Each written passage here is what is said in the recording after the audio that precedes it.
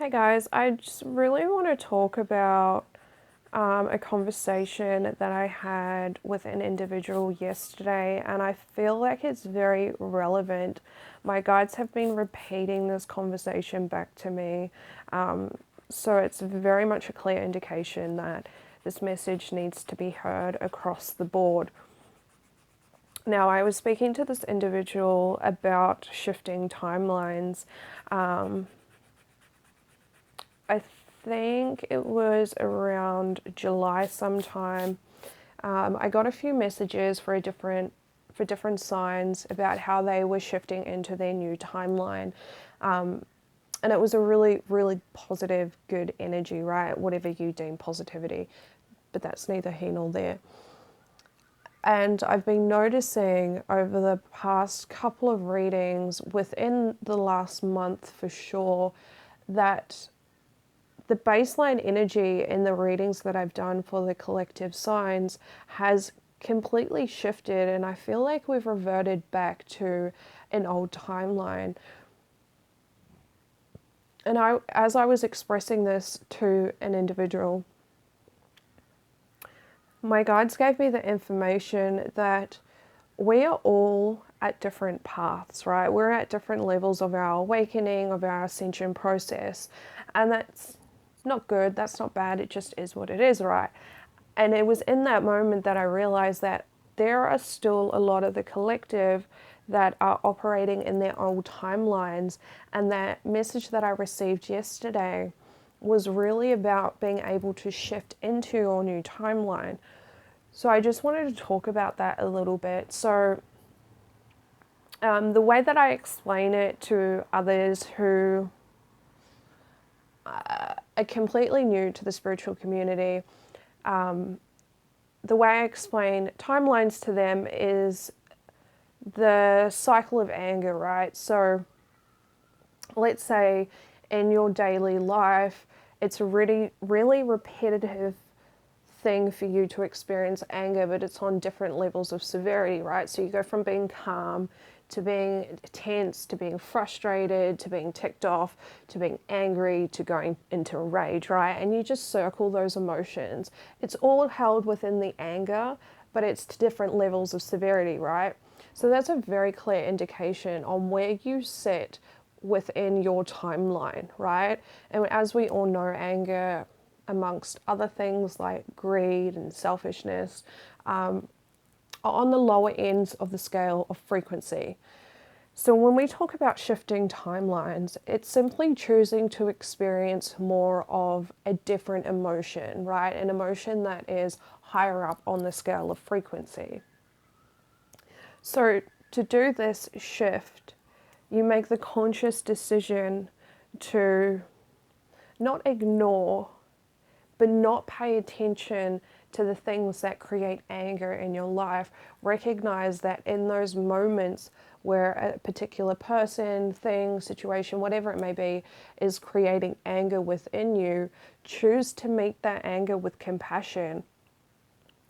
And the more you build on that, choosing to meet anger with compassion, the further into your timeline you'll progress until compassion is the timeline that you're operating on.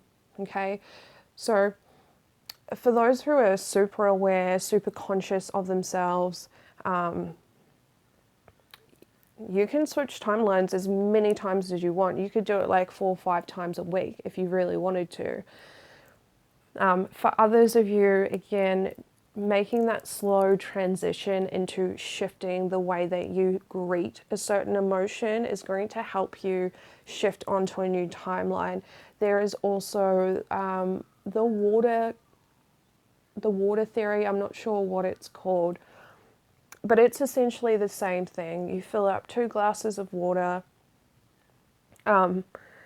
one a little bit less. So when you pour it into the other cup, it makes a full cup.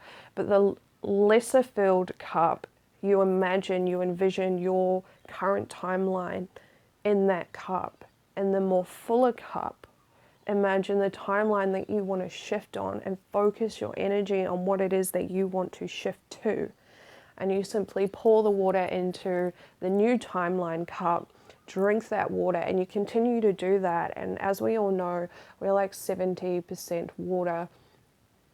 So if we can program the water we drink to operate on that new timeline, our cells within our physical body will sync to that timeline also, which in turn helps that transitional period. Okay. I also really wanted to talk about discernment. Okay. So I was having a chat to another individual, and I had received a download about discernment and judgment being two completely different things. And I didn't catch all of the download. But as I was talking to this beautiful individual, they were talking about analyzing a person, a situation, right? One that you've experienced multiple times. So it's easy for you to see the pattern, predict the pattern, however you want to describe that for yourself, right? And in that moment of analysis, you're actually discerning the situation, you're discerning the person or the event, whatever it may be that you're experiencing. And although at times, for those on lower frequencies, on different timelines to you, it will be perceived as judgment, right? So an example of this is, there is a certain individual within my physical reality that has a really big habit of putting themselves in the center of attention, right? You can guarantee without doubt, it doesn't matter what the group is talking about, this individual will twist the situation so then the attention is put back on them and they are in control of the situation, right?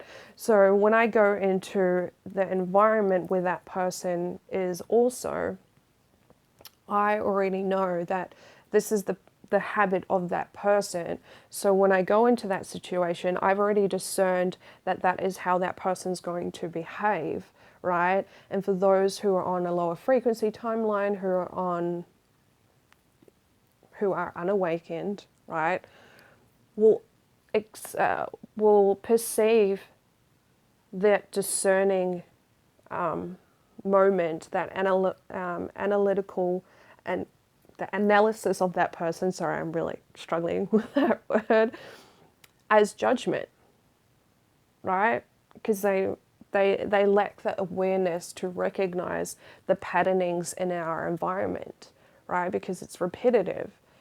And when you become more aware, you can see the patterns in everyday things, right? Sorry, I'm rambling now.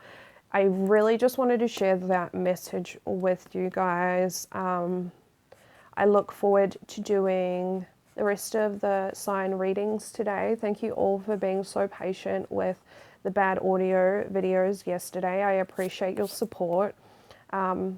I hope you guys are having a lovely day, morning, afternoon, whatever time you're experiencing. Many blessings. Love, love.